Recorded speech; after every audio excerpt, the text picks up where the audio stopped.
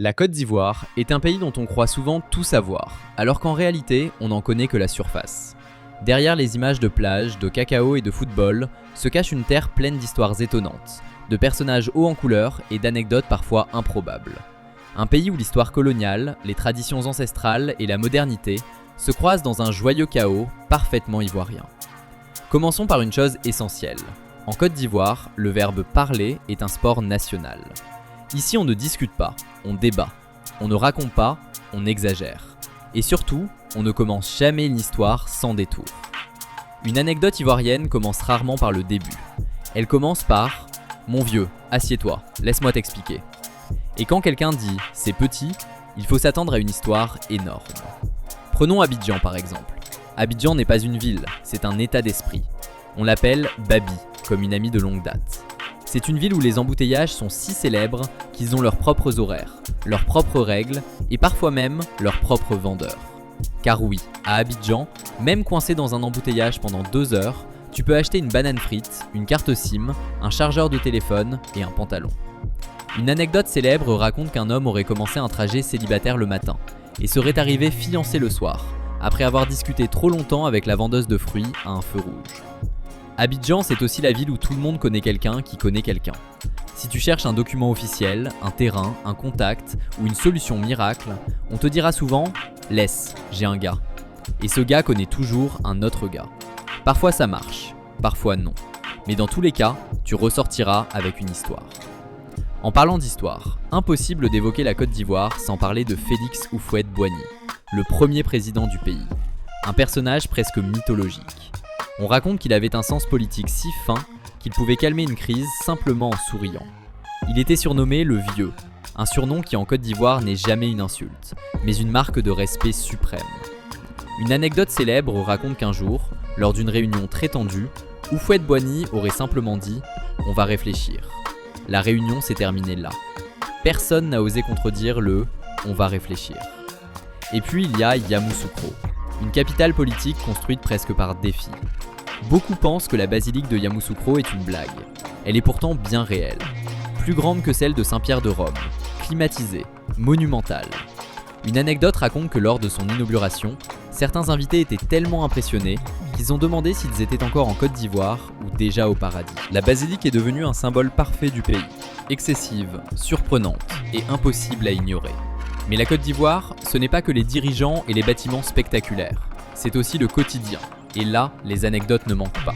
Par exemple, le maquis, institution sacrée. Ce n'est pas un simple restaurant, c'est un lieu de vie. On y mange du poulet braisé, de l'aloco, de l'atiké, mais surtout on y refait le monde. Une anecdote bien connue raconte qu'un homme est entré dans un maquis juste pour boire une bière. Il est ressorti à 3h du matin, sans argent, avec 10 nouveaux amis et une opinion très tranchée sur la politique sous-régionale. La nourriture ivoirienne mérite à elle seule un roman. Prenons l'atiké. Ce couscous de manioc est tellement sacré qu'il existe des débats presque philosophiques sur sa meilleure préparation.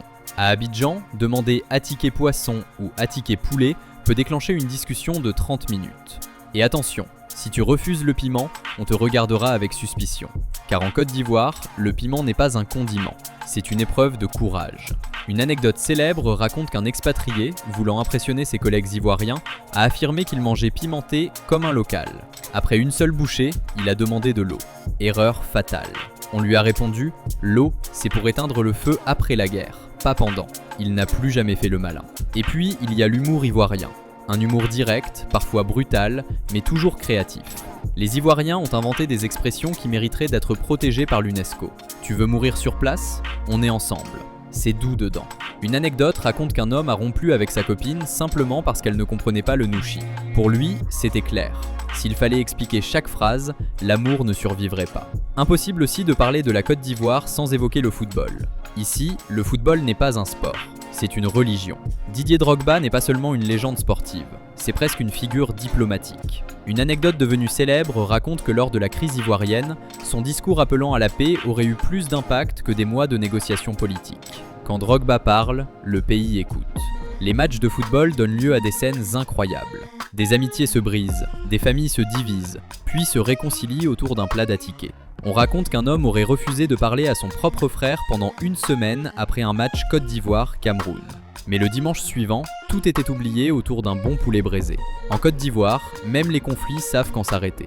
La Côte d'Ivoire, c'est aussi un pays de contraste. Tu peux passer en quelques heures d'un quartier ultra moderne avec des immeubles en verre à un village où les traditions sont intactes depuis des siècles. Et là aussi, les anecdotes abondent.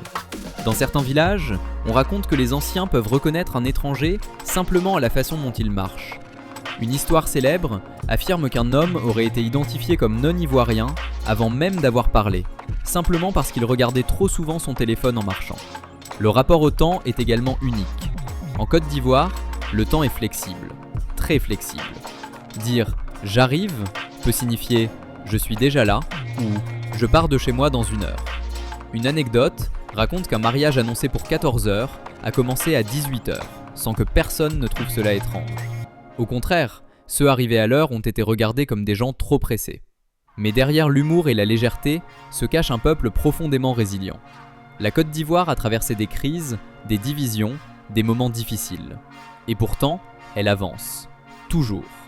Avec musique, avec rire, avec créativité. Le coupé-décalé, par exemple, est né presque comme une provocation joyeuse face aux difficultés. Une façon de dire « on va danser quand même ». Une anecdote célèbre raconte que lors d'une période économique compliquée, un DJ aurait lancé un morceau tellement entraînant que tout le maquis s'est mis à danser, oubliant pendant quelques heures les problèmes du quotidien. C'est peut-être ça, le secret ivoirien. La capacité à transformer même la difficulté en moment de vie. La Côte d'Ivoire est un pays qui ne se comprend pas avec des chiffres ou des statistiques. Elle se comprend avec des histoires, avec des rires, avec des rencontres. C'est un pays où l'on t'appelle « mon frère » sans te connaître, où l'on t'invite à manger sans te demander d'où tu viens, et où chaque journée peut devenir une anecdote. Et si la Côte d'Ivoire fascine autant, ce n'est pas seulement pour ce qu'elle est, mais pour ce qu'elle dégage. Une énergie brute, humaine, imparfaite, mais profondément vivante. Un pays qui ne prétend pas être parfait, mais qui sait être intense. Et peut-être que c'est pour ça qu'on n'en sort jamais vraiment indemne. On en repart toujours avec une histoire à raconter. Ou plusieurs.